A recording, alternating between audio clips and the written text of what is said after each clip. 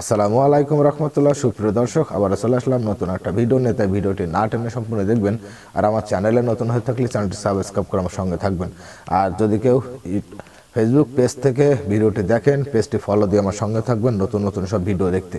সুপ্রিয় দর্শক, আজকে যে বিষয় নিয়ে আমরা কথা বলবো, একজন বিএনপির একজন সম্মানীয় ব্যক্তি, সম্মানীয় নেতা ফজলুর রহমান, উনি যেসব কথাবার্তা বলছে জামাত শিবির নিয়ে, উনি যেসব কথাবার্তা বলছে ইসলাম বিদ্বেষী, ইসলামের বিরুদ্ধে, এগুলো সাধারণ মানুষ কিংবা ইসলাম প্রেমিক এগুলো পছন্দ করবে না, করেও না। তাই এই কথাগুলো ওনার কি বলা আদৌ ঠিক হচ্ছে কিনা, উনি এইসব ধরনের কথাবার্তা বলছে, সাধারণ জনগণ এখনো কিছু বলে নাই, কিছু বলতেও চাচ্ছে না।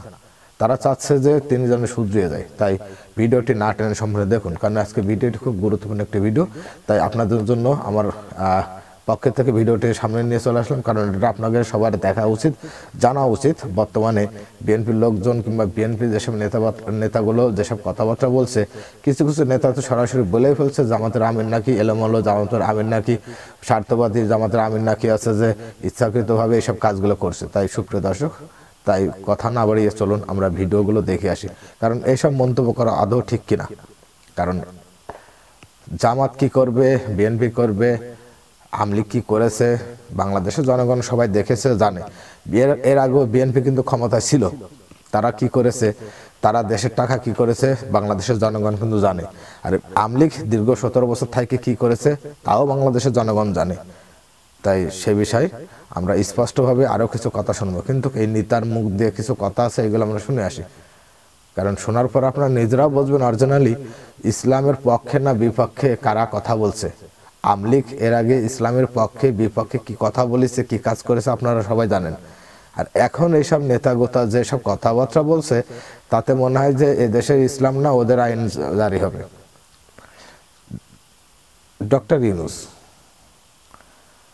উনি একজন খুবই জ্ঞানী ব্যক্তি, কারণ উনি যেভাবে দেশ চালাচ্ছেন, ওনার জায়গায় যদি অন্য কোনো ব্যক্তি হইতো দেশে কবে একটা খারাপ অবস্থা সৃষ্টি হইতো আপনি আমরা সবাই জানি।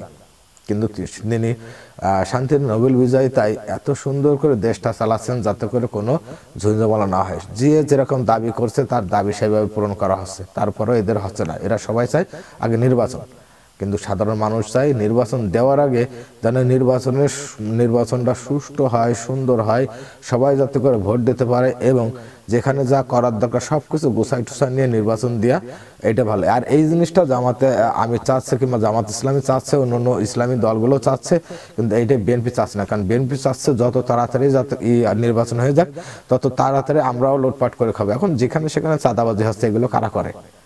না করে জামাত ইসলাম, না করে ইসলামী কোনো দল, না করে অন্য কোনো ধর্মীয় দল, কোনো দল করে না। তাহলে করছে কারা? আমলিক তো আর দেশে নেই। তাহলে আসুন আমরা মূল ভিডিওতে চলে যাই, ভিডিওটা দেখে আসি কে কি বললো। জামাতের আমির দেখতে দেখা যায় আল্লাহর সুফি সাদির মতো, দাড়িটারি দেখলে দেখা যায় আমার দাদার মতো বয়স, কিন্তু উনি আমার 5 বছরের ছোট বয়স, কমপক্ষে 5 বছরের ছোট জামাতের আমির। আমি ওনাকে রেসপেক্ট করি যে সুন্দর করে কথা বলে, কিন্তু তার কথা এবং কাজের মধ্যে আমি কোনো ধরনের মিল এখন আর দেখতে পাচ্ছি না। ওই হারামজাদা রাজাকারের বাচ্চা, আলবদরের বাচ্চা, হয় আর বকাটা দিলাম না, রাজাকারের বাচ্চা। আর তুই কইছস যে এখনো তওবা করলে আল্লাহ মাফ করতে পারে, কিন্তু আপনাদের এই কুকর্ম কোনোদিন মন থেকে যাবে না। আপনারা যে কুকর্ম আমাদের সাথে করতেছেন, আমার মতো একজন মুক্তিযোদ্ধার সাথে করতেছেন, এবং আমি দেখবো, আল্লাহর রহমতে বললাম, আল্লাহকে উপরে রেখে বললাম, দেখবো এই দেশে আপনারা কি করে ফেলেন ইলেকশন করিয়া। দেখবো যদি বিচার না করেন, আমির সাহেব জনাব ডাক্তার শফিকুর রহমান যদি বিচার না করেন, সাধারণ সম্পাদক বা জনাব পড়ুয়ার সাহেব, গোলাম পড়ুয়ার সাহেব এইসব যদি বন্ধ না করেন, রাজনীতি আপনারা কোথা থেকে কিভাবে করবেন জানি না, কিন্তু আমি দেখবো নির্বাচনে এই ফজলুর রহমান যদি বেঁচে থাকে আপনারা কত ভোট পান। আমি মানুষের কাছে বিচার দেব যে জামাত যে ইসলাম বলে এটা আসল ইসলাম না, এটা হলো নুরুল ইসলাম। ওই যে নুরুল ইসলাম সূরা কুয়ার মধ্যে পড়িয়া যখন মরে যাইব, সে চিৎকার করতে ছিল যে পালাইছিল, মানুষ মেরে ফেলবো, কিন্তু যখন মরে যায় তখন চিৎকার করতেছে ইসলাম গেল, ইসলাম গেল, কূপের মধ্যে পড়িয়া। মানুষ দৌড়ায় গিয়ে তুলছে ইসলাম, গেল কি ইসলাম, পরে দেখে নুরুল ইসলাম। এই যে নুরুল ইসলাম ছোড়ার ইসলাম করেন আপনারা, মানুষকে বকাবকি করেন, ছেলে পেলে, নিজের ছেলে পেলে অন্যরে আপনার চেয়ে বেশি বয়সের মানুষকে বাজে গালাগালি করান। আমি কিন্তু এটা বাংলাদেশের 18 কোটি মানুষের কাছে বিচার দিলাম। আমি ফজলুর রহমান যদি খারাপ হয়ে থাকে, আপনারা আমাকে ফাঁসিতে ঝুলাইয়া দেন। আমি একজন মুক্তিযোদ্ধা, মুক্তিযুদ্ধ যদি খারাপ হয়ে থাকে, ওই যে জামাতের পত্রিকায়, শিবিরের পত্রিকায় লেখলো যে মুক্তিযুদ্ধ, কি লেখছে যে মুসলমানরা ভুল করে একটি রাজনৈতিক দল তার অন্যায় আকাঙ্ক্ষা পরিপূর্ণ করার জন্য বা অন্যায় আকাঙ্ক্ষাকে বাস্তবায়ন করার জন্য একটা দেশকে অন্ধকারের দিকে নিয়ে যাচ্ছে। এবং দলটার নাম আমি বলি, দলটার নাম হলো জামাত ইসলাম।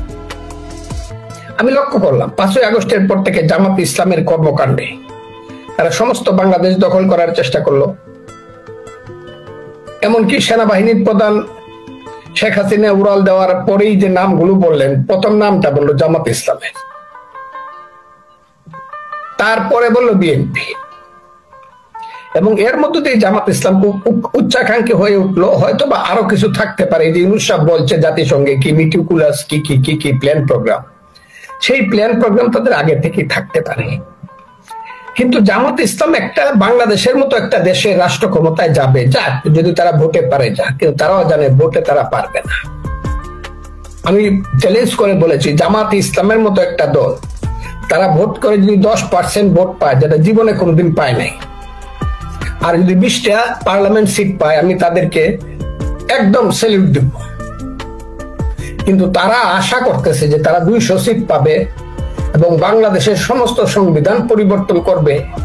এই যে দুরাশাকে বাস্তবায়ন করার জন্য তারা তাদের এক সময় যাদের ডানার নিচে আশ্রয় নিয়েছিল, যারা তাদেরকে শেল্টার দিয়ে জীবন রক্ষা করেছিল, সেই বিএনপি কে পর্যন্ত তারা এখন গিলে খেতে চাচ্ছে, আমার কাছে মনে হয়েছে। এবং এটা আগামী দিনে আরো প্রমাণ হবে। এই যে দুরাশা, দুরাকাঙ্ক্ষা বাস্তবায়ন করার জন্য কুটিল এবং জটিল পথে খেলা, সেই খেলাটা জামাত খেলছে পিছন থেকে।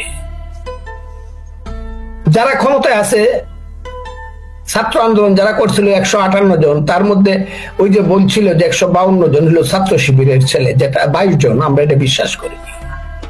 কিন্তু পরবর্তী সময় 31শে ডিসেম্বর বৈষম্য বিরোধী ছাত্র আন্দোলনের নেতা সারিজি সালাম বলে দিল যে এই আন্দোলনের ভ্যানগার্ড ছিল ছাত্র শিবির।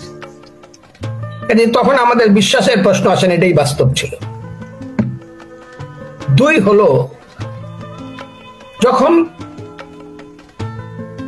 ইউনূস সাহেব 5, 6, 7 3 দিন কোন সরকার ছিল না, 8 তারিখে রাত্রে যখন ইউনূস সাহেব শপথ পাঠ করলেন, আমরা সবাই খুশি হয়েছিলাম যে বাংলাদেশের একজন শ্রেষ্ঠ সন্তান বোধহয় বাংলাদেশে একটা সঠিক পথে নিয়ে যেতে পারবে। কিন্তু আমরা তাও লক্ষ্য করলাম এইখানে জামাতের কালো হাত আছে তার উপর। আমি খুব স্পষ্ট বলছি, আমি কালকে গুলি খেয়ে মরতে পারি, কালকে আমাকে মেরে ফেলতে পারে, কিন্তু কথাগুলো আমি বলে গেলাম। আমার 77 বছর বয়স হয়েছে, আমার বাঁচবার কোনো আশা নাই। কারণ যে গালিগুলো মিথ্যাভাবে আমি শুনলাম, গত কয়েকদিন আমাকে বলা হইলো আমি মুরতাদ, আমি দুজকে যাব, আমাকে বলা নাম বিকৃত করে, আমার নাম বিকৃত করার মতো দুঃসাহস এই বাংলাদেশে কারো নাই। দুধে সাদা, দুধে ময়লা আছে, কিন্তু ফজলুর রহমানের রাজনৈতিক জীবনে কোনো ময়লা নাই। একটাই ময়লা আছে, আমি রাজনৈতিক দল পরিবর্তন করছি। এইটা মহাত্মা গান্ধীর থেকে, সুভাষ বসুর থেকে দইরা ছেড়ে বাংলা একে ফজলুল হক, সোহরাওয়ার্দী, বঙ্গবন্ধু, শেখ মুজিবুর রহমান, মৌলানা ভাসানী, এই ভারতবর্ষের সবাই করছে। আমি একটা দল করি, কিন্তু আমি কোনো সময়ই আমি আমার যে আদর্শ, মুক্তিযুদ্ধের আদর্শ থেকে আমি বিচ্যুত হইনি। আমি আজকে খুব ক্লিয়ার করে বলতে চাই, তারা যে গালাগালিটা আমারে করছে, কেন করছে তারা গালা? আমি বলছিলাম নিশ্চয়ই এই দেশে ওয়াজ মাহফিল হবে, মিলাদ হবে। আমি নিজে আমার বাড়িতে কোনো দুর্যোগ হইলেই প্রথমেই মিলাদ পড়াই। আমি বছরের পর বছর আমি গিয়ে ওয়াজ মাহফিলে বসে রয়েছি গ্রামে গঞ্জে। তখন ওয়াজ মাহফিলের মধ্যে রাজনীতি ছিল না, আল্লাহ রসুলের নাম ছিল, কোরআন হাদিসের ব্যাখ্যা ছিল। আজকের ওয়াজ মাহফিল গুলো সবটাই হলো রাজনৈতিক জনসভার মতো। আমি বলছিলাম সন্ধ্যার থেকে ধরে ভোর 4টা পর্যন্ত এই যে মাইক লাগায় আপনারা রাজনৈতিক ওয়াজ করেন, এখানে তো বৃদ্ধ মানুষ থাকতে পারে, মৃত্যু পথযাত্রী মানুষ থাকতে পারে, স্কুল কলেজ বিশ্ববিদ্যালয়ের পরীক্ষার্থী থাকতে পারে। এই ব্যাপারটা কি আপনারা একটু বিবেচনা করতে পারেন নাই? আর আপনারা যে যদি শীতকালে সারা রাত ওয়াজ করতে পারেন, তাইলে এই দেশে 100 বছর যাবত তো শীতকালে যাত্রা গান হইতো। এখন যাত্রা গান হইলে আপনারা ডিলান কেন গিয়া, কেন বন্ধ করে, কেন পারমিশন দেন না? নাটক হবে, গান হবে, লালনের গান হবে, বাউল গান